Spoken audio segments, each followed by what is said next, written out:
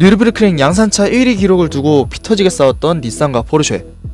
하지만 그 승자는 닛산도 포르쉐도 아닌 군포트 아폴로라는 독일의 한 수제 스포츠카였죠. 그렇게 이제 뉘르부르크링 양산차 1위를 순식간에 차지를 하면서 대중에게 인식을 팍 준 그런 군포트 아폴로이긴 했는데, 이제 문제는 다른 슈퍼카나 아니면 하이퍼카랑 비교를 해가지고 그렇게까지 막 디자인이나 그런 예술성이 그렇게 부각되지가 않았어요. 되게 투박한 차였고, 파간이나 뭐 람보르기니처럼 뭐 사운드가 되게 아이코닉한 것도 아니었고,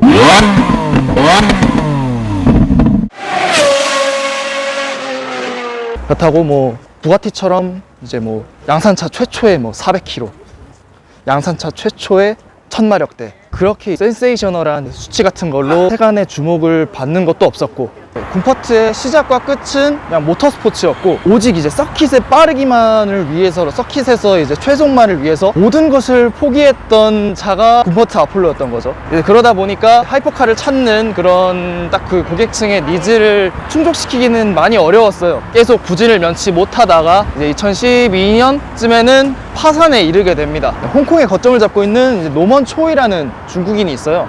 이 사람이 뭘 했냐면은 2004년에 사라졌던 데토마소란 이름을 이제 다시 부활을 시킵니다. 그리고 군포트를 인수를 하고 군포트의 차량명이었던 아폴로를 차명해서 이제 브랜드명으로 승격을 시키고 재편성에 들어가요.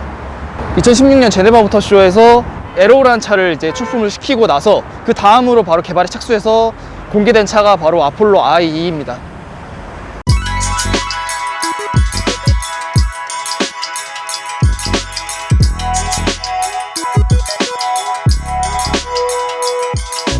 이탈리아어로 인텐사 이모시오네를 뜻한다고 합니다. 직역을 하면은 인텐시브 이모션, 강렬한 감정, 뭐 격렬한 감동, 뭐 그런 의미라고 해요. 주된 개발이 이루어진 곳은 독일 엔지니어링 업체인 화에이지, F3와 포뮬러 2에 직접 팀을 꾸려 출전 중이기도 하고, 메르세데스 AMG GT3와 에스턴 마틴 벤티지 DTM의 메인터넌스를 담당하고 있기도 한 곳이죠. 이 곳에서 개발되었던 대표적인 차로서 벤츠 CLK GTR이 있는데, 노먼 초이 대표가 이 차를 굉장히 좋아했던 까닭에 적지 않은 부분에서 CLK GTR의 정신적 후계자를 자처하는 차를 만들고 싶었다고 해요. GTR은 GT1 레이스 출전을 위한 호몰로게이션 카였기 때문에 최소한의 안전장비를 제외하면 레이스카 설계를 거의 그대로 유지했죠. 이 부분 역시 아폴로가 개선하고자 했기 때문에 서바이벌 셀을 겸하는 카본 모노쉘은 르망 LMP2 인증을 받았고, 킬스위치 및 소화 시스템 역시 레이스카의 것을 그대로 따랐죠. 차량 후방에는 에어잭 커플러가 달려있고, 안쪽을 자세히 들여다보면 리프트도 확인할 수 있습니다. 본래 에어잭은 레이스 중에 정비나 타이어 교환을 손쉽게 실시하기 위한 수단입니다. 이 차가 모터스포츠로부터 큰 영향을 받았다는 걸 잘 알 수 있는 대목이죠. 본래 색상은 퍼플 카본인데 이동이나 전시 중에 파손을 막기 위해서 외장에 무광 랩핑이 되어 있었습니다. 이 모습을 실제로 봤다면 더더욱 눈을 뗄 수 없었겠는데요? 역시나 레이스카를 연상시키는 유니크한 실내, 운전석의 경우에는 회사 측에서 구매자의 신체를 미리 스캔해서 이상적인 시트 포지션으로 맞춰준다고 합니다. 클러스터와 조작 체계는 스티어링을 중심으로 운전자의 손길과 시선이 크게 벗어나지 않게 되어 있습니다. 승하차 시에는 패들 시프트 뒤쪽의 퀵 릴리즈로 스티어링을 분리하는 것도 가능하죠. 서스펜션 셋업이나 트랙션 컨트롤 등 차량의 거동과 관련된 부분 역시 당연히 운전자가 조정 가능한 부분입니다. 휘랜드사의 6단 시퀀셜 변속기가 직결되어 있는 페라리의 6.3L V12 자연흡기 엔진은 오토테크니카 모터리라는 이탈리아의 레이스 엔진 개발사에서 튜닝했다고 합니다. 자연흡기 엔진의 끝판왕을 달리는 아폴로의 배기음을 한번 들어보시죠. 저희 아폴로 노먼 대표님이세요. 지금 배기음 시연해드리도록 하겠습니다. 마이크 켜볼까요? 마이크 안 켜고 인생 켜주세요.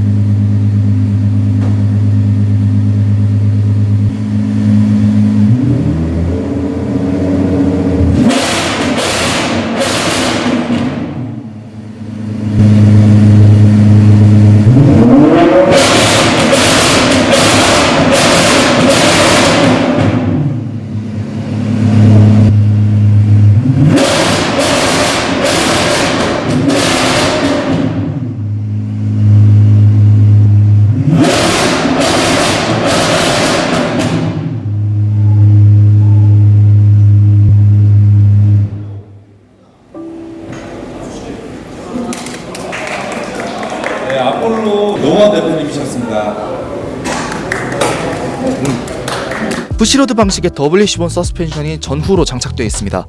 카본 모노코크 안쪽에 심어지듯 달려있는 점이 특징이죠. 대표적인 디자인 모티브는 용과 곤충이라고 합니다. 이외에도 날카롭고 공격적인 이미지의 소재들을 여러 참고하지 않았을까 싶습니다. 사실 굉장히 복잡해 보이는 디자인임에도 불구하고 카본 패널의 분할 개소가 생각보다 적습니다. 카본 성형 기술이 그만큼 발전했다는 부분이긴 한데 이 점 때문에 엔진을 공개하려면 카본 패널을 전부 드러내야 하는 번거로움이 있어서 엔진 공개를 하지 못했다고 합니다. 에어로다이나믹은 각종 레이스카로부터 아이디어를 얻은 듯한 형태입니다. 프론트는 F1, 사이드는 르망 프로토타입이 각각 영상되는데요.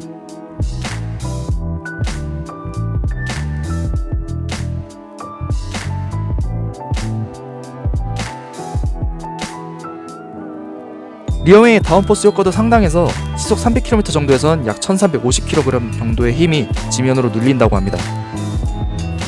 맨 끝에 리어윙 플레이트가 가변식이긴 하지만 형태를 보면 에어브레이크보다는 F1의 DRS 같은 역할이 더 크다고 봐야겠습니다.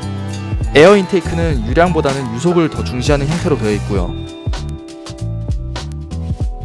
휠은 시중에 나와있는 BBS FIR이라는 제품군을 사용하고 있는데 i의 퍼포먼스에 맞게 전용으로 맞춤 제작된 버전이라 부분 경량화가 이루어진 것을 볼 수가 있습니다.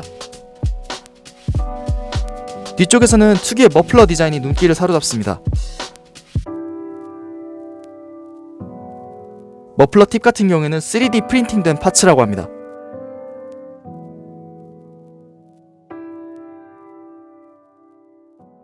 사실 이 차는 처음 본 차는 아니에요. 그러니까 올 7월에 브루드 페스티벌을 다녀왔거든요. 이제 거기서 패덕 앞을 이제 싹 지나가는 모습이나 힐클라임 올라가는 그 모습을 봤었는데 이렇게 직접 가까이서 이 차를 계속 둘러보는 건 사실상 처음이라서, 왜냐면은 다른 볼거리가 너무 넘쳐나가지고 차를 제대로 못 봤어요. 이 아폴로 I를. 그래서 직접 이렇게 눈앞에서 둘러보는 거는 이번이 처음 기회고, 그래서 더 반갑지 않나 그렇게 생각이 듭니다. 동경의 대상인 CLK GTR과 뉴르 1위의 왕자를 차지했었던 전신 군퍼트, 양쪽으로부터 유감없이 모터스포츠 정신을 이어받은 차, 지금까지 아폴로 인텐사 이모지오네를 만나봤습니다.